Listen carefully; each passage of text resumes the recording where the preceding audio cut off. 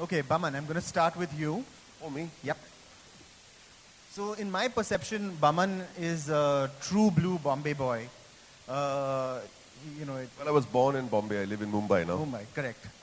And to me, uh, you are the right person to ask about Mumbai or Bombay style because you have also done an amazing amount of professions. So, for instance, your family owned an Irani bakery. You sort of helped make potato chips for the first, 20 years of your life. Then you went on to become a photographer, and now, of course, an actor who we all know very well. But given the fact that you've been in this city for so long and have your roots here, is there something that you would define as a quintessential Mumbai or Bombay style? And how is that distinct from any of the other cities that you've traveled to? Honestly, I think the Mumbaikar could do a lot better with a little more style. And that doesn't mean you have to wear the most expensive clothes from across the globe. And I don't mean to eat it. But it's got to do with your profession. It's got to do with the weather conditions, and most importantly, it's got to do with what you can afford. But having said that, I started my career. The first thing I wore, which was a fashion statement, was a bow tie, and I thought it was very, very smart. But the reason why I wore a bow tie for 2 years is because I was a wine waiter at the Taj Mahal Hotel. So, well, that had to do with my profession. That's the only thing I could afford, the little clip-on bow tie that little schoolboys wear, and a black pant and a white shirt. And I used to be extremely proud of wearing that bow tie because it gave me a sense of who I was and that I had achieved something, even when I was a waiter. So it doesn't matter what you do in this world as a profession, as long as you're proud of it, and as long as you wear it on your sleeve and on your heart, it shouldn't matter. To me, I grew up in Bombay, and I've never really been aware of what a Bombay style is. Honestly, and I keep saying we could dress up much better if only we stopped wearing long sleeves in the heat. I mean, it just doesn't make sense to me. I really don't know. I shouldn't be talking right now. I'm wearing a blooming suit in Bombay. But on the streets, when people are working in certain conditions, it is not a problem, especially on a Sunday, if you wear shorts and a T-shirt. But we don't know, and we don't have the guts to do that. Even if you're a middle-class person or even a lower middle-class person, it's fine to be comfortable. And I don't think we're able to and ready to embrace it as a people. We're not. It's uncool to be cool in many ways. So what can I say? Okay. One final question. Tell us something about potato chips that we don't know. Well, after I became a waiter for 2 years, collecting tips, and I was doing pretty well for myself, my mom ran a little wafer shop. So we used to cut potatoes, slice them, wash them, fry them, and we had a little shop, and this stage would be 3 times the size of that shop. And I used to stand at the counter with those Libra scales. Sometimes I used to fry the chips myself on a big bhatti, with a big fish net, and toss them in the air so the customers could see it was exposed to the public in Grant Road. And then I used to come on this side with a nice sweaty Parsi sadra, so all the Parsi girls could come and have a look at whatever there was to be seen. And I used to, and that's where I met my wife, wearing a Parsi vest, frying wafers and weighing it on a weighing scale and doing the Tom Cruise cocktail thing. I used to toss the wafers in the air, shove them in, slap it onto the vegetable vendor, and just throw take out that one chip or add that one chip, and it'll be exactly the mark. And I would be so very proud of myself that I was a human scale, and that was my Tom Cruise mojo thing. I felt very proud of myself, and then a little wink that went with it. So it took me 12 years of my life over there to find my real calling, which was in the world of the performing arts, whether I was a photographer, and then I became a theater actor, and then I became a cinema actor, and here I am with all these beautiful people. So it's been quite a journey. I did not own a suit for many, many years, till I was 44 years old. I was, on the 27th of December, 10 years ago, Munna Bhai MBBS released. 6 days after that, there was a nomination for Best Supporting Actor, and then I was on stage the night before, and a friend of mine, Arshad Walsi, says, "So what are you wearing tomorrow?" So I said, "Oh, I forgot all about that," and I didn't own a suit. So we called up his friend, his outfitter, and he says, "Will you fix a suit?" Naresh Bhai, I'm sure you know Naresh Bhai. And he says, "Can we get a suit in 24 hours?" So he says, "No, hum nahi banayega." Kiske liye? He's saying, "Boman Irani." He's saying, "Boman Irani kaun hai?" That's 6 days after the movie release. Saying, "Boman Irani kaun hai?" He's saying, "Wo Munna Bhai." "Arey, wo Mamu, 100% suit banayega." I said, "What about measurements?" He's saying, "No, uska photo dekh ke main suit banayega." So he had a look at the television, froze it, saw my dimensions and my so-called shape, sent a suit right to the awards function, and I wore the suit backstage. He made it big because that was a safer way to go. Yeah, he made it so big and so baggy, but that didn't matter. I had a suit. I fixed the tie. I went on stage and I got the award. And I looked so dumpy, and I looked so fat, and I looked so ill-fitted. But it didn't matter because at that point of time, that was the mood I was in. It didn't matter to me at that point. So here we are. Next, I'm going to move to Rakesh and David. Quintessential, I would say, Delhi boys. Delhi, for all of you all who don't know, is sort of known to be quite brash, extravagant, OTT. But yet, your style is more earthy and minimalist. But yet, you guys seem to have found your niche in Delhi, and more than a niche. So is the perception of sort of Delhi fashion something that we've just all gotten wrong? Is this working? Yeah. Tell him off. Yeah, I think Delhi's got many facets. I mean, I think it's the louder you are, the flashier you are, the more the media covers you. But if you're not so flashy and if you're not so loud, you get covered less. But doesn't mean to say it doesn't exist. I think Delhi has culture, it's got art, it's got music, it's got design. I mean, of course, our friends are here from Bombay. But we have a considerable number of Delhi people here. And I think it's a terrific place. And there is a whole different side. There are many layers to Delhi. Not just the loud, big wedding. Like Bombay just doesn't have Bollywood.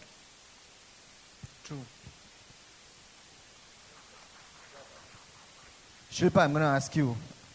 You're so talented. But how brave are you? And what do you love and what do you find annoying about India's fashion people? So I think it's my intuition that makes me brave. And the reason I say this is because when I started doing headpieces in India, my friends, my husband, everybody thought I was mental.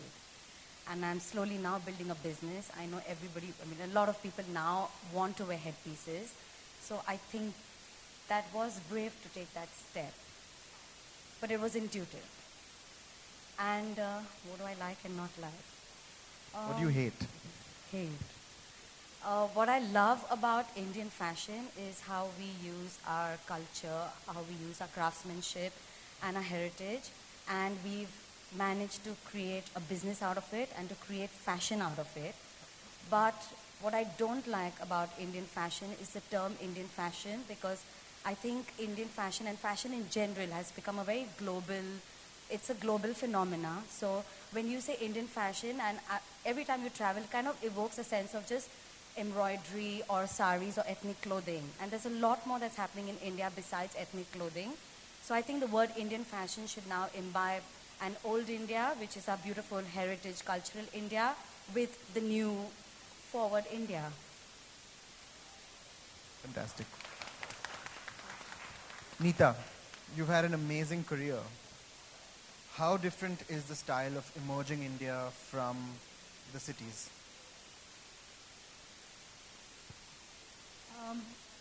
I'm just going to tell you about what Shri and I were speaking backstage, that today it's about style and substance. And I think this transcends not only to the urban people or the cities, but also to emerging India. Tier 2, Tier 3 cities are more in sync with what's going on the fashion scenario. be it through the Google, be it through television. And everybody wants to look fashionable, everybody wants to have a style statement, everybody knows who their favorite designers are. In fact, that's about fashion for the people, but as far as I teach fashion as well, so talking about students who I've seen through the industry, from emerging India you see a lot more students who are focused on the arts and crafts of India and create a global trend on it, which I think is absolutely fantastic. And this transition over the few years that I've seen is phenomenal. Therefore, I think we are on a stage where a little later we won't be able to say, maybe 4 years down the line, we won't be able to say that there is an emerging India that's fashionable or there is the city fashions, because everybody is coming to the same platform with their the kind of awareness that they have. Is there a common aesthetic you would see that's emerging, or is it still heterogeneous? Each region, each city is slightly different. I think there is a common aesthetics that follows through India/global trends that they follow. Also the fact that we are Indians by heart, and we still want to wear our ghagra cholis and saris and churidar kurtas for our festive occasions or for weddings. But having said so, I think creating a trend which is our own distinctive style through our fabrics, through our colors, through our embroideries, creating a global trend which even people from foreign countries want to,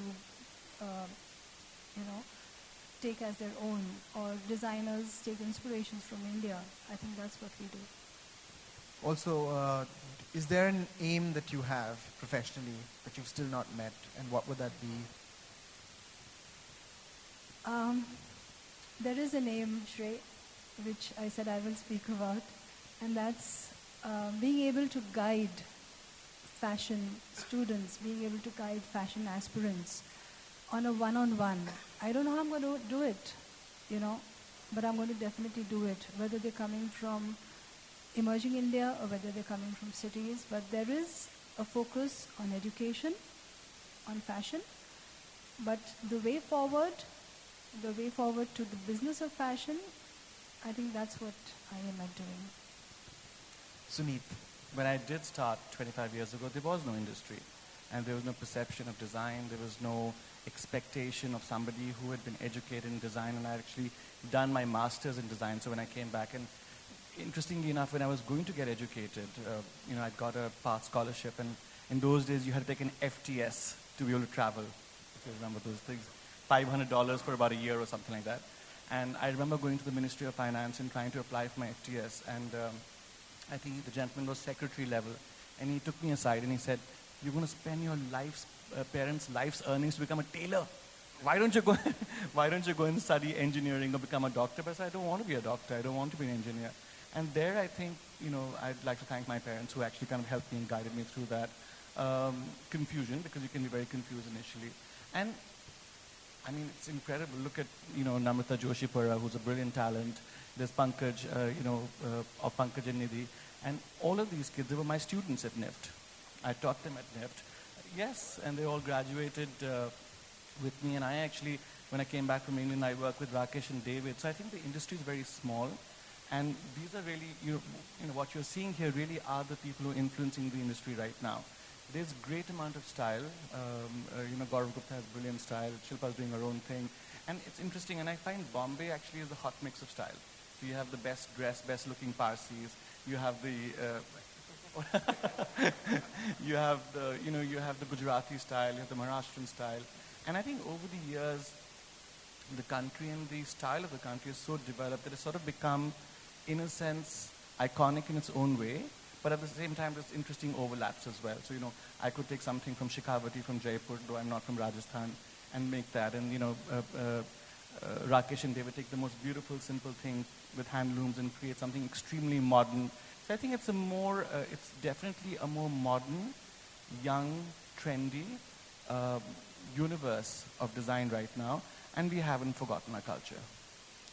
Does it also include not just fashion, but also something broader in terms of lifestyle, an evolution in terms of perhaps the music you listen to, the books you read, the films you watch, and a general sense of being able to own the decisions about your life. Do you see that having changed significantly? I mean, most certainly. I have a niece who's 20 years old and my sister's daughter, and I see such a marked influence of music and lifestyle in terms of movies she watches and, the games she wants to play and things like that. So there is definitely that. And I think it's great. Every generation has their own sense of foundation in terms of movies, theaters, actors, arts that they liked and things like that. So there is definitely that. And I think more and more people are adopting an individual lifestyle. So they're not necessarily going with what their parents heard or wore. Yes, advice for sure, but I think a lot of them are making their own decisions about their lifestyle. Chetan, this is also something I think you can talk about. Just the surge in individuals making choices about all these various aspects. It's not just about a career, although I would argue that a career is also a lifestyle choice, and this is something that you have also made. And then sort of, if you could segue into a little bit about your background and where you think style and lifestyle sort of fits into who you have become.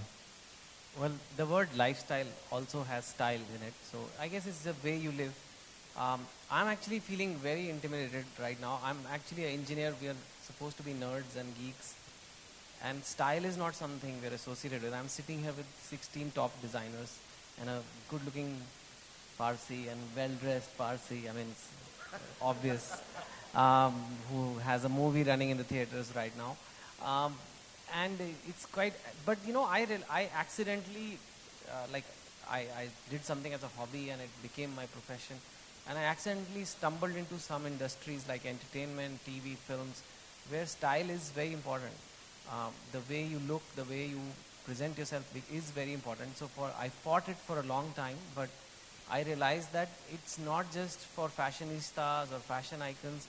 Even if you're a banker, even if you're a businessman, a stylish banker will do better in his career than a non-stylish one, or a stylish businesswoman will do better in her career than a non-stylish one. So, and it's not always that you have, the style is something which people just want to see whether you have paid attention to it. I think people want to see, have you made an effort? Nobody is expecting you to look like the people that come in your magazines, for example, because those are extremes. I mean, those are icons in their field. So the whole population can't be that. But I think just a little bit of an effort which even an accountant can make, just a few minutes in front of the mirror, and it will have benefits in the way you feel, your self-confidence in your career. And I think that's what has made me be a part of something like this, to just explore that, to get out of my comfort zone where it's always about thought and writing and ideas, but to actually get into this space, to learn a lot from these guys, to see how they think and how they approach the world, because it's not just for the models, it is for everybody. That's what I like to believe, at least. So, That's great. you know. I'm going to come back to you right at the end, but Tapan and Gaurav, you guys are also in your own ways pioneers on the stage. You were doing electronic music, EDM music at a time where it was pretty much just old school rock. India was known for classic rock. We were like, oh no, we like the Doors, we like Pink Floyd, that's our thing. And there was a whole resistance to anything that was sort of outside or different. So I really sort of salute you guys for sort of pushing the boundaries at a time where, today EDM is, it has in fact become the norm, and there are other niches that are coming. But I want to know, did people think you were stylish and cool back then, or were you just like punks who were doing whatever you all were doing?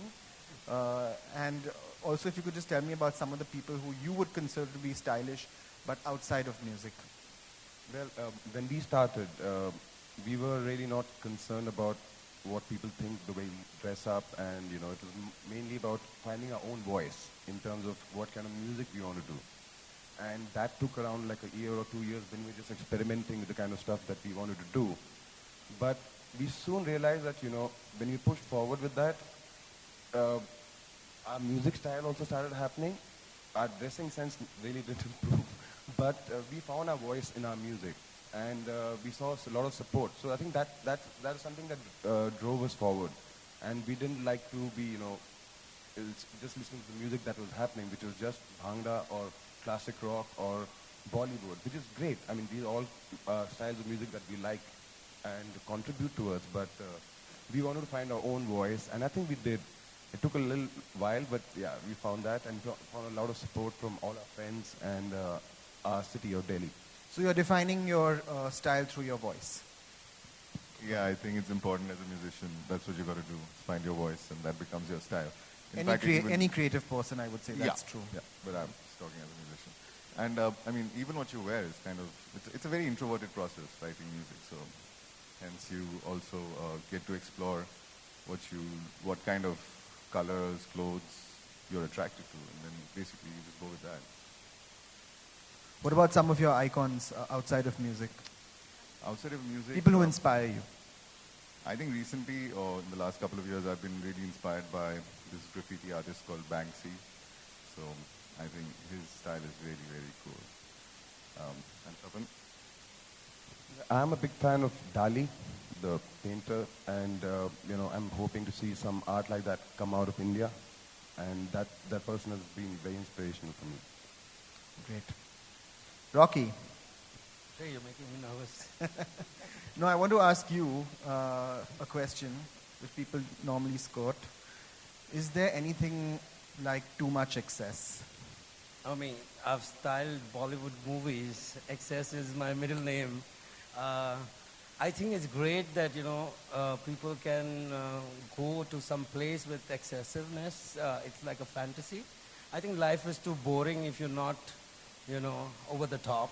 Over the top doesn't mean just the clothes and accessories, but it's your attitude, which I believe in. That's it. Fantastic. Another man who knows a little bit about excess, Gaurav. Thank you. But in a slightly different way, I would argue, you like to wander around forests and you have a connection with birds and trees, and so I sound like a freak there. you are a little bit, in a good way. Thank you again. So I want to ask you a lifestyle question. What's your ideal holiday? I like, I'm very explorative. I like I'm open to all kind of experiences. So I would love to go bungee jumping or like skydiving. Ideal holiday would be something where I am doing something new and exciting. I'm seeing a new place. Having said that, I feel I want to achieve that level in my life where holiday is not about externals around me, and I'm able to internally go on a holiday wherever I am. So it's more like finding a journey in your life. Okay, perfect. Shivan Naresh, what are two guys from a landlocked center of India designing swimwear?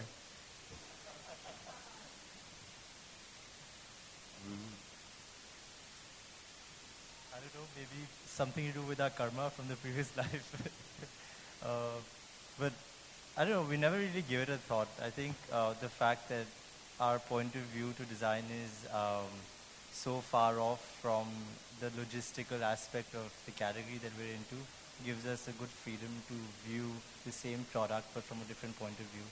And always the endeavor is to kind of use that in the maximum advantage that we can in each collection. Is that what you're seeing more of, more sort of Indians? I mean, of course we like going to the beach, but it's not like, whenever a Westerner comes to India, the first thing they do is hit the pool. They want to hit the pool, and sometimes we don't get that obsession. We don't understand it. But is that something you're seeing changing? I don't know if it's going to change or not. What we focus on is more intrinsic with the consumer that feels like holidaying, that feels like going on a honeymoon. Yeah. These two lifestyles are very, very intrinsic to our basic sense of good living, is to be able to go on a holiday once a year, is to be able to go on a good fancy honeymoon after your wedding. So essentially when you're designing, when you're putting the collection together, that's on the back of your mind. And you think that desire is across the country or in certain pockets? Absolutely. I think it's a basic human desire to go on a holiday. And it's the most basic human desire to go on a great honeymoon. Let's talk about other basic human desires. Namrita, in your opinion, how has the definition of sex appeal evolved over the past 2 decades, and how do you define it in 2015? To me, I think fit is the new sexy. You know, being fit and being not just fit, it comes with mental fitness also. You know, not just body, it's your mind and body. They have to be fit, and that makes you very sexy, in my opinion. And I think going forward, it's going to get even more, you know, you have to have that substance to come across as sexy to someone. It just can't be that body. It has to be that inner strength. But we love the body. Of course, that's a love the given. body. I mean, we're quite happy with the that's body. a given. That's a given. But it just cannot be We'll just just take that. the body for now. I mean, Okay, fine, Sunit, for you. Yeah. Great. Pankaj, Nidhi, they say that couples start looking like each other, and given the fact that you guys, your label has sort of both. Who's they? Is it you?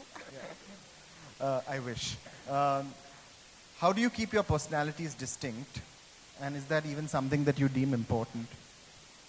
I think it's imperative in a relationship that the two people retain their individuality.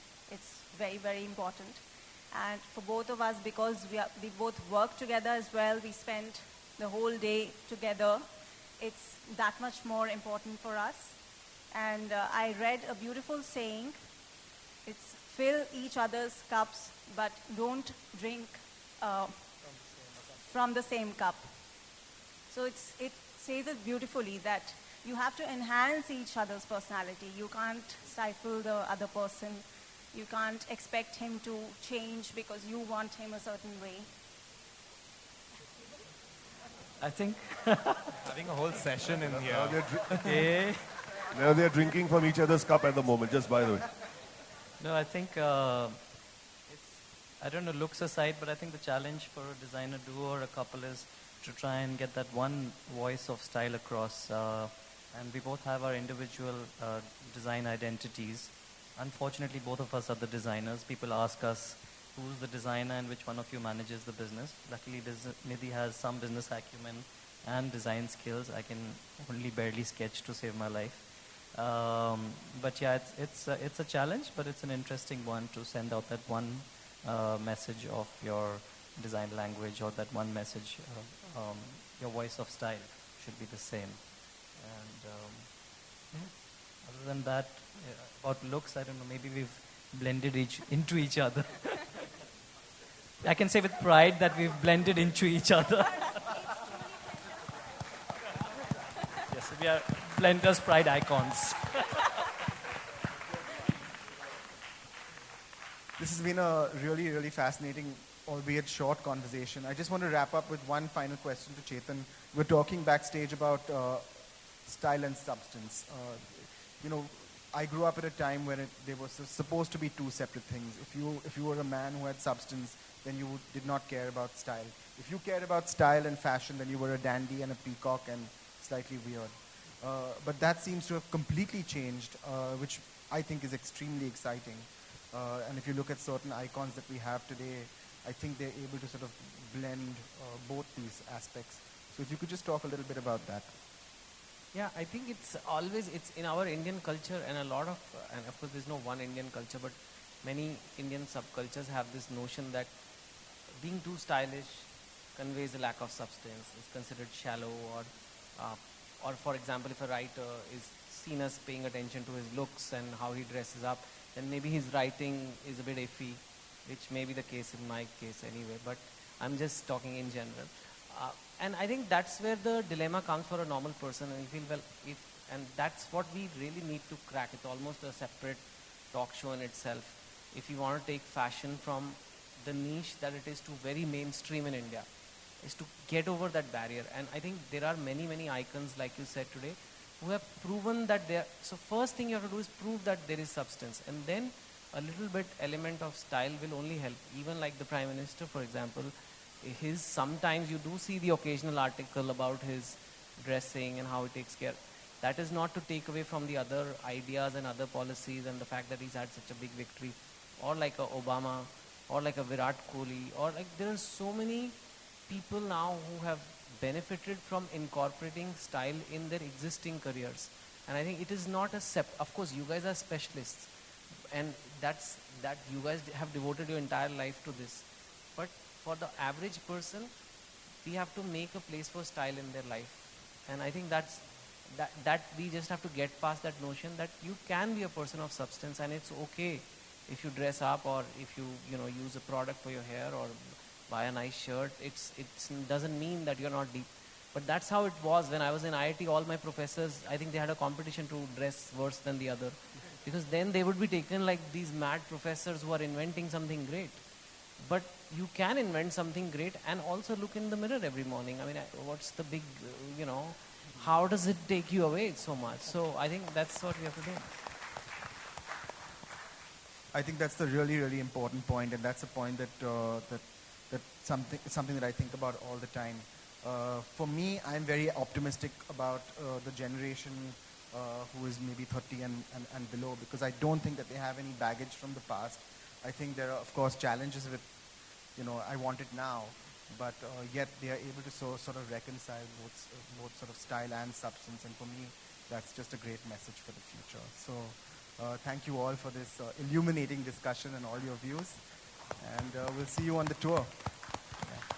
Thank you.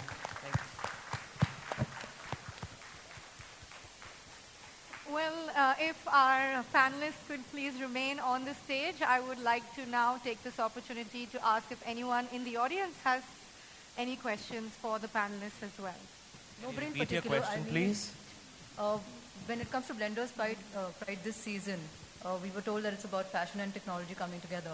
What I want to understand is, how will it be represented? Will it be a theatrical representation on the ramp, or will it be a design innovation that you'll be bringing about? Well, let me answer that. I think Gaurav and Tapan make the most beautiful electronic music. They really are the pioneers of what they do, and they do it brilliantly. So a lot of what they do is also technology based. A lot of what some of the designers do, they do beautiful technology based fabrics, like Shivan and Naresh. They use most beautiful lycra fabrics, which will only be possible thanks to technology. A lot of what Gaurav does in terms of the laces, the cutouts, are also technology based. So I don't think it's important to be able to see technology as an IT technology, kind of interface when you look at fashion. You have to look at beyond that. You have to look at how the technology was used to aid the fashion in terms, so whether it's the stretch fabric, whether it's the crinkle fabric, whether it's digital printing, whether it's the music that inspires all of us. I think that's how it'll come together. Yeah, one more thing. We're actually adding some extra pillars, like that's where you're getting that statement from. And one of those pillars is music, which is new. And then we have digital art, which is we've got VJs who are working on the visuals for each show. So the entire performance will come together. So that's actually the whole tour. Are there any other questions? Just one more? Yeah. We will also have our panelists remain for one-on-ones later. So if there's a question that you'd like to pose only to the whole group, we'll just take that. Chetan, you made a very good point about style and substance. But in our country, we have a tendency of criticizing stylish people once their substance goes wrong. It happens with Indian cricketers. A stylish Indian cricketer, if he doesn't perform well on field, he gets criticism for the style that is performing, the style that is portraying. So what do you have to say about this? No, I think that is always going to be the case. Unless you are in the fashion industry, then you'll be judged only on the fashion. But if you are outside, you have to keep your core work solid, right? I mean, style alone will not carry you through. It's style helps you package it, style helps you communicate, style helps you connect. But it can only amplify what you are. In fact, it can work very negatively also. If you have a very stylish cricket player who plays really badly suddenly, he's going to get more hate on social media than a guy who's perhaps not seen as that stylish and he just had a bad day. So it is a big, it's something that attracts attention. And it has to be used with care, but you must not let style dominate substance. It should not be style over substance for people. It's style and substance. And I think that is really, really possible. I mean, when all Indian men get married, then they do go to the parlor, and then they do. Why do they do it that day? right? Suddenly the need to look good comes, like the same people you're meeting, same uncles and aunts you've been meeting, suddenly. But then the next day they go to office, it doesn't really matter because it's a cultural thing. Whereas a country like France, I mean, it's not like they are extraordinarily, not everybody there is watching fashion shows every day, but there's a certain element of style in the way people dress up there. I think that has to come in a little bit. And it will come. Now, as India progresses, you will see that happening. The entire community has to become a little more inclusive. And I did the same with books actually, so I'm very confident it will happen. Local population has to culturally shift and realize that this is something that will benefit I need. So, Thanks. If you don't mind, may I add to that? Well said, Chetan.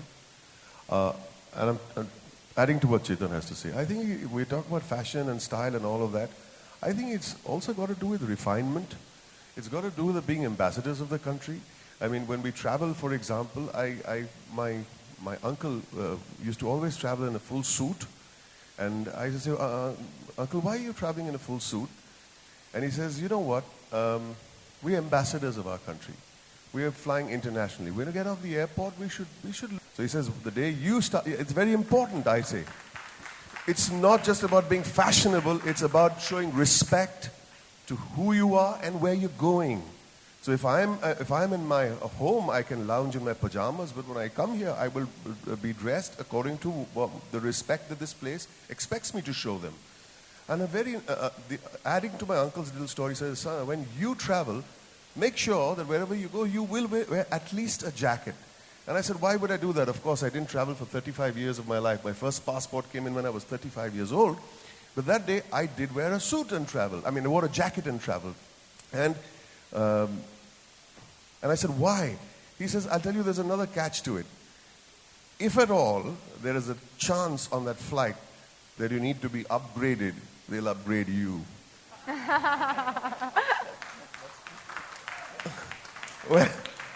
Well, of course, with God's grace, I don't need to be upgraded anymore, but I got there, didn't I?